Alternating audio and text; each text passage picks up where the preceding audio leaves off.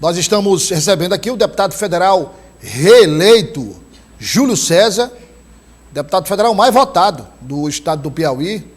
Aliás, o PSD elegeu o mais votado para federal, o mais votado para estadual e 3 deputados federais. Deputado Júlio César, parabéns pelo resultado. Parabéns ao PSD pelo desempenho. Seja bem-vindo, um prazer recebê-lo aqui como deputado federal reeleito e o mais votado. Boa tarde a todos, cumprimentar você, Douglas, e o povo do Piauí, um cumprimento de agradecimento também. Agradecimento pelo reconhecimento do povo, do nosso trabalho, da política de resultados, daquelas bandeiras de lutas que nós sempre abraçamos de fortalecer dentro do Pacto Federativo, aquele ente que são os municípios, de trazer mais recursos para os municípios, da renegociação dos débitos dos fundos do FNE, do Banco do Nordeste, onde o Piauí teve 160 mil pessoas beneficiadas em 3 leis e agora está na 4ª, 3 de minha autoria e a 4ª da minha relatoria, porque originou no Senado, e outras ações que nós temos como presidente do Senado, os cursos, nós qualificamos no ano passado 18 mil pessoas para o emprego no campo, e também nós temos assistência técnica com muita eficiência feito pelo Senado. Já estamos em 110 municípios.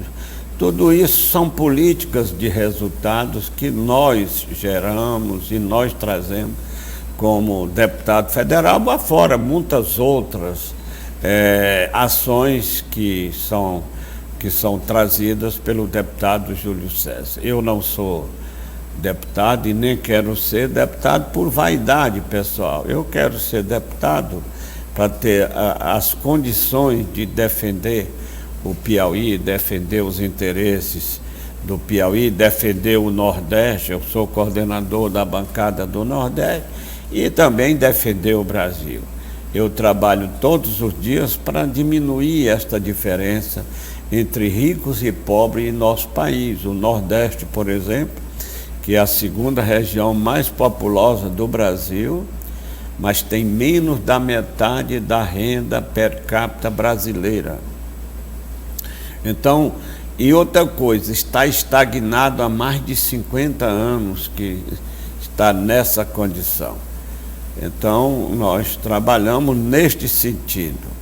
E também na bandeira de luta do Pacto Federativo, beneficiando o ente que é o mais excluído, que tem a menor participação nas receitas globais, as receitas do Brasil, e onde estão os problemas de todo o povo brasileiro, e as soluções mais baratas são dos municípios, que no Brasil tem 5.570 municípios. Deputado, a gente conversava aqui rápido antes da entrevista, e o senhor foi o deputado federal mais votado e o deputado Georgiano Neto foi o deputado estadual mais votado com mais de 100 mil votos. O senhor dizia que não entra no ritmo do deputado Georgiano, não. O senhor vai algumas viagens ali com ele, mas o ritmo dele não dá para aguentar, não, né? O Georgiano é full time, né? O tempo todo dando assistência. Tem município que ele anda 12, 15 vezes, 20 vezes no ano, e ele gosta muito de ser político. O povo é encantado com ele, é um grande líder, cada dia mais é admirado por aqueles que o apoiam e por aqueles que têm o desejo de apoiá-lo, quem sabe, no futuro. Então, o Georgiano é um fenômeno na política do Piauí. E ele, quero dizer que eu considero esta minha votação uma boa parte também encaminhada por ele. E na 7ª eleição que eu concorro para ser deputado, a mais votada foi esta. E quanto mais tempo passa, eu vou aumentando a minha votação. É a votação mais expressiva das 7 eleições de deputado federal que eu concorri, e isso não é à toa, é porque nós realmente mostramos serviços e temos aqueles aliados que são aliados a nós, eles vivem muito satisfeitos pelas ações que tanto eu quanto o deputado Júlio César traz para os municípios que eu tenho o prazer, ou nós temos o prazer de representar. Deputado, a avaliação foi muito positiva do resultado do PSD, por exemplo, a deputado federal. O partido elegeu 3 nomes: o senhor Castro Neto e o Marco Aurélio Sampaio. O senhor trabalhava com essa previsão, porque quando a gente falava, fazia análise, projetavam 2 vagas para o PSD. O PSD elegeria 2 deputados federais, aqueles cálculos iniciais, e, via de regra, esses cálculos, muitas vezes, quando a gente termina a votação, são cálculos que fecham para baixo. No caso, o PSD fechou para cima, né? Bom, sempre fizemos a avaliação de eleger 3. Nós somos do grupo aqui, do governador, do Rafael, e o grupo lá da federação elegeu 5 e nós 3, 8. E a oposição toda elegeu menos do que nós. Menos do que o PSD. Menos do que o PSD. Então, nós sentimos muito orgulhosos, muito satisfeitos, muito gratos ao povo do Piauí pela força que tem nos dado, mas, acima de tudo, pelos resultados que nós conseguimos na eleição de ontem. A bancada estadual do PSD, nós temos aí na Assembleia o deputado federal mais votado, que é o deputado estadual mais votado, que é o deputado georgiano, mais de 100 mil votos em todo o estado do Piauí. Enfim, o balanço é positivo, deputado, do PSD.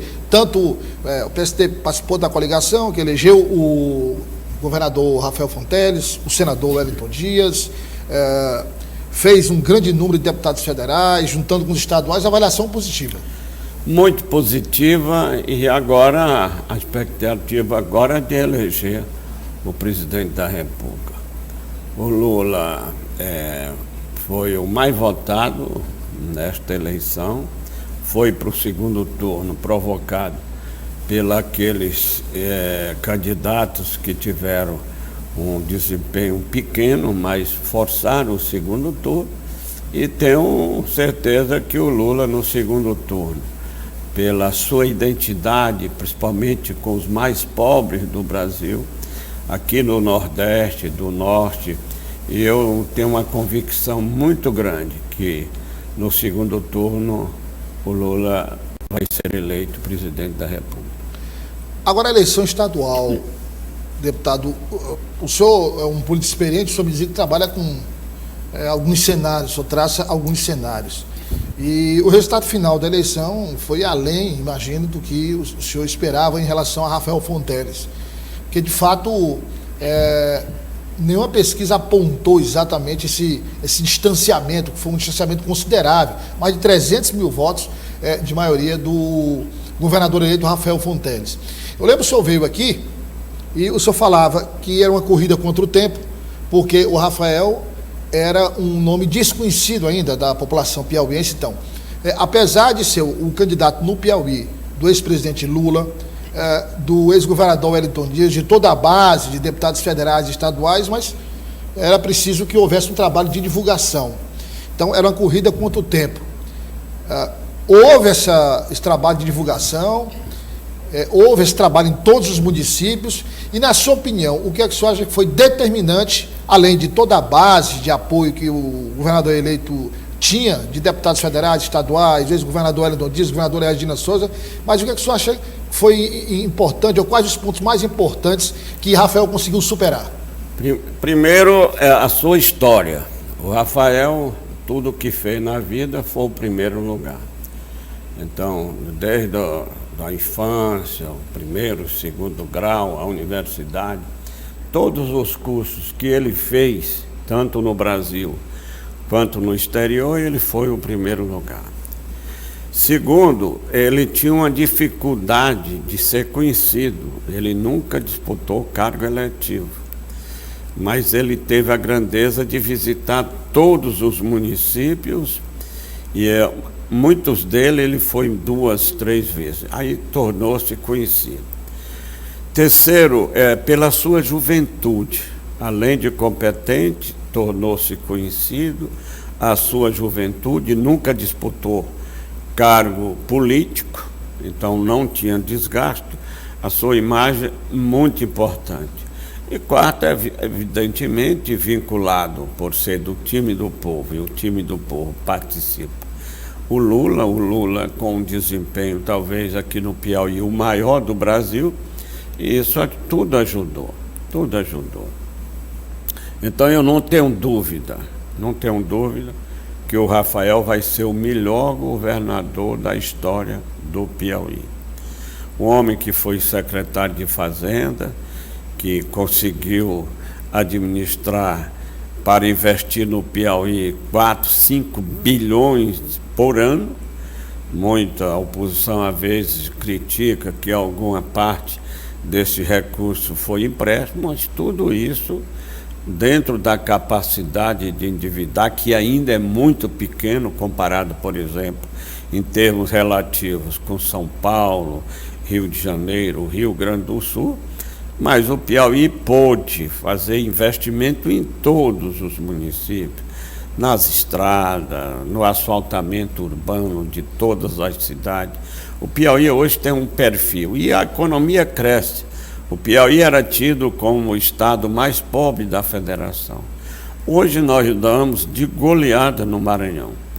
Por quê? Pelas gestões de resultados, pelos investimentos que nós temos atraído, por exemplo, energia eólica, solar, o aumento da área plantada, da produção, da produtividade, o saldo da balança comercial do Piauí, em termos relativos, é o maior saldo da balança comercial de todos os estados brasileiros. Não é em números absolutos, eu falo em números relativos. Nós temos um saldo aí de quase $1 bilhão. As exportações são várias vezes maiores do que as importações. Então, isso tudo tem contribuído inclusive para aumentar a renda per capita, melhorar a renda, diminuir o número de pobres, e isso é muito importante, foi a bandeira de luta do Rafael. A sua competência, a sua idade, o desgaste que ele nunca teve, porque nunca exerceu cargo eletivo, nunca tinha sido eleito. E agora eleito governador no primeiro turno, com mais de 300 mil votos de maioria, é uma grande confiança que o povo do Piauí depositou na pessoa dele para ser o nosso governador. Então... Deputado Júlio César, também já explorando aqui a sua experiência, eu conversei com vários integrantes da campanha de Rafael Fonteles, alguns deputados estaduais, federais, de ontem, domingo até hoje, e tentando já, porque a eleição acabou, passou a eleição, então agora nós temos um interregno, aí um período até a posse, no dia 1º de janeiro de 2023, então daqui até o final do ano é o período em que Rafael Fonteles vai divulgar a sua equipe de governo, secretariado, e a gente já começa, obviamente, é natural, já tentar traçar mais ou menos que perfil é esse. Então, o que é que eu encontrei de comum, eu quero saber se o senhor concorda, na conversa com esses nomes. É um governo de continuidade, porque ele faz parte do PT, é aliado de Wellington Dias, de Regina Souza, mas eles dizem que, esses com os quais eu conversei, dizem o seguinte, olha, é um governo de continuidade, mas um governo com a marca própria de Rafael Fonteles, ou seja, um secretariado que, claro, vai ter pouco de perfil político, tem que ter, mas prioritariamente qualificação técnica. Então, serão pessoas ligadas a Rafael Fonteles, mas rostos novos. O senhor aposta também nessa avaliação das pessoas com as quais eu conversei? Eu aposto, eu acho que ele vai ter um perfil de secretário, evidentemente tem que perfil político, claro, mas técnico, e um perfil de secretário muito competente. Até porque ele vai cobrar muito. E todos nós que fazemos parte desta equipe, do time do povo, aposta que ele vai fazer uma grande gestão. E grande gestão que não tem uma equipe competente é muito difícil. Mas ele é um grande comandante e tenho certeza que ele vai comandar os destinos do Estado para superar o Rio Grande do Norte, a Paraíba, Alagoas. Já superamos o Maranhão e eu espero que no final do governo dele, do primeiro mandato, o Piauí esteja ainda mais em melhores condições do que hoje acontece com o Piauí.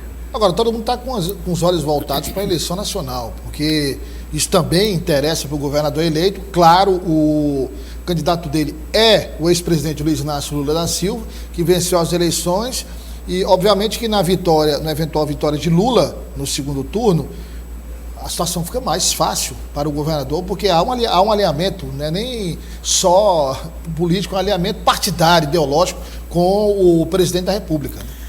Isso é muito importante, ter esse alinhamento, até pelo relacionamento que o senador Wellington tem com o Lula, né?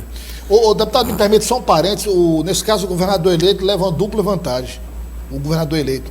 Ele leva uma dupla vantagem porque tem o ex-governador, que é muito amigo do ex-presidente Lula, e o pai de Rafael Fonteles, o ex-deputado Nazareno Fonteles, é um amigo de muitos anos, de receber Lula aqui quando estava iniciando a carreira política dele. Então, ele tem uma dupla vantagem nesse aspecto, né? Quer dizer, o Lula disse várias vezes que viu o Rafael menino quando dormiu na casa de Nazareno Fonteles. Né? É verdade. Quando ele andava aqui aventurando o mandato de presidente, ele concorreu várias vezes e na última vez que ele concorreu, antes de ser presidente, quando ele foi eleito a primeira vez, ele se projetou-se, reelegeu, elegeu a Dilma, reelegeu a Dilma, e depois aconteceu o que aconteceu, caçaram a Dilma. Agora, o Lula, muito mais experiente, sofreu, você sabe, condenado... Mais de 500 dias. E depois reconhecido a injustiça pela mais alta corte do nosso país, ele saiu vitimizado e por isso que está aí como o líder mais popular da história do Brasil. E eu acredito muito, muito na eleição do Lula, eu acredito. Até porque a diferença 4, 5 milhões de votos você tirar é muito difícil. E outra coisa, os que tiraram isso aí, ou mais um pouco, que foi o Ciro Gomes, a Simone, desses, por mais que vá para lá, boa parte vem para cá e outros vão se abster. Então eu não tenho dúvida. Por exemplo, pelo posicionamento da candidata Simone Tebet, ela disse no discurso que vai se posicionar e logo, vai demorar, a tendência dela é apoiar Lula. Claro, até pelo conflito que ela tem com o presidente Bolsonaro, né? Com o presidente Bolsonaro. Então nós temos essa grande expectativa que no segundo turno o Lula vai manter a maioria que teve no primeiro turno. Deputado, foram 22 parlamentares eleitos na Assembleia Legislativa da base, eleitos diretos, sem ter que fazer composição depois. O senhor considera uma boa base, até porque também não há muita margem de manobra, né? Então você tem 22 deputados da federação, da base, tem um deputado do Solidariedade, o deputado Evaldo Gomes, você tem um deputado do Republicanos, o deputado Jeová Alencar, Aí são 24, né? Não, 23. E aí sobra ali só a oposição. Então, só existe aí, fora a oposição, considerando que ninguém que foi eleito pela oposição deve mudar de lado, tem apenas o deputado Jeová Alencar que pode ser trabalhado para chegar a 23. Você acha uma margem segura, uma margem... Muito segura, uma margem de pessoas que foram eleitas de grande fidelidade ao grupo político que eles foram eleitos. E eu tenho uma convicção, qualquer que seja a matéria, inclusive emenda à Constituição, este grupo já tem os votos necessários. Então, a maioria tem a grande vitória na Assembleia, tem a grande vitória no governo, do Rafael, no Senado, e agora nós precisamos da vitória dentro do time do povo, do Lula presidente. Quer dizer, se a gente analisar, deputado, volta a uma situação de 2002, quando o senador eleito Wellington Dias foi eleito pela primeira vez governador e Lula presidente da República, esse alinhamento. Então, quer dizer, analisando, o senhor projetando a vitória de Lula e considerando que Rafael foi eleito no primeiro turno com mais de 57% dos votos válidos, o Wellington eleito senador, 8 deputados federais e mais 22 deputados estaduais, é um cenário extremamente favorável e que dá uma tranquilidade política para o governador eleito começar a se concentrar bem mais na administração, né? É verdade, dá segurança, dá tranquilidade, e tenho certeza que essa segurança, a tranquilidade, associada à competência, à juventude e à equipe que ele começou a montar, já soube que ele escolheu o secretário de Fazenda, eu não tenho dúvida, vai ser o melhor governador da história do Piauí. Deputado, muito obrigado pela presença, foi um prazer recebê-lo aqui, volte sempre. Isso é sempre importante, porque o senhor sempre fala em números, o senhor sempre mostra a realidade de diversos segmentos do país, especialmente do Piauí. Mais uma vez, parabéns pelo desempenho. O senhor é para o 7º mandato, não é isso? Para o 7º mandato como deputado federal, e a casa é sua. Volte sempre que puder. Boa tarde, muito obrigado. Obrigado ao deputado Júlio César.